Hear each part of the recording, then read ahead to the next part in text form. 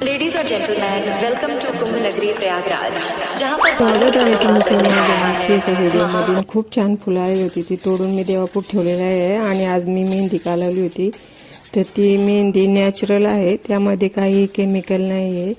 कॉफीच्या पावडरमध्ये पाणी उकळून घेऊन रात्री भिजवून ठेवलेले आहे आणि आता मी त्यामध्ये कोरपडीचा गर टाकणार आहे। स्वच्छ धुवून कोरपडीचा गर, म्हणजे त्याने काही नुकसान होत नाही। ज्यांना केमिकलचा त्रास आहे त्यांनी अशी मेहंदी भिजवू शकता। कॉफीच्या पाण्यामध्ये कॉफी उकळून घेऊन थंड करून मग त्यात आपली साधी गणपती छाप मेहंदी भिजवायची रात्रभर, आणि त्याने छान कलर येतो। आणि लोखंडी भांड्यामध्ये भिजवायची, त्याने काळा पण कलर येतो रात्रभर भिजल्यामुळे।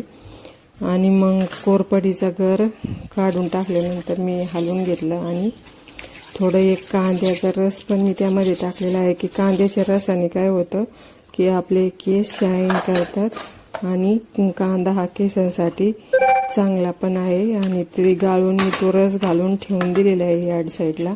आणि मी आता स्वयंपाक बनवणार आहे।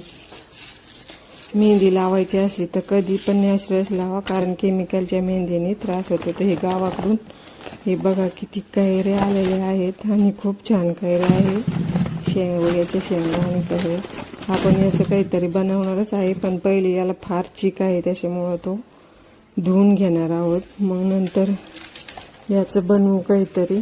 सध्या तरी पाण्यात टाकून दिले। आणि ही गाय आणि वासरू मी खिडकीतून बघितलं तर खूप छान चाटत होतं वासरू गायला, पण मग मी पोळी आणल्यामुळे ते नंतर इकडं मान हलवायला लागले। आणि रोज गाय वासरू दारात येत असतं। आज अमावस्या असल्यामुळं देवीला गावरान तुपाचा दिवा पूजा वगैरे झाल्यानंतर लावलेला आहे। आणि आता स्वयंपाकाची तयारी। आज 2-3 प्रकार बनवलेले आहेत, कढी, वांग्याचं भरीत वगैरे वगैरे। आणि आता स्वयंपाक होतच आलेला आहे, आणि जेवणाची तयारी झाल्यानंतर जेवण झालं आणि माझा ब्लॉग हा सकाळचा पूर्ण झाला। तुम्हाला जर माझं चॅनल आवडत असेल तर माझ्या चॅनलला नक्की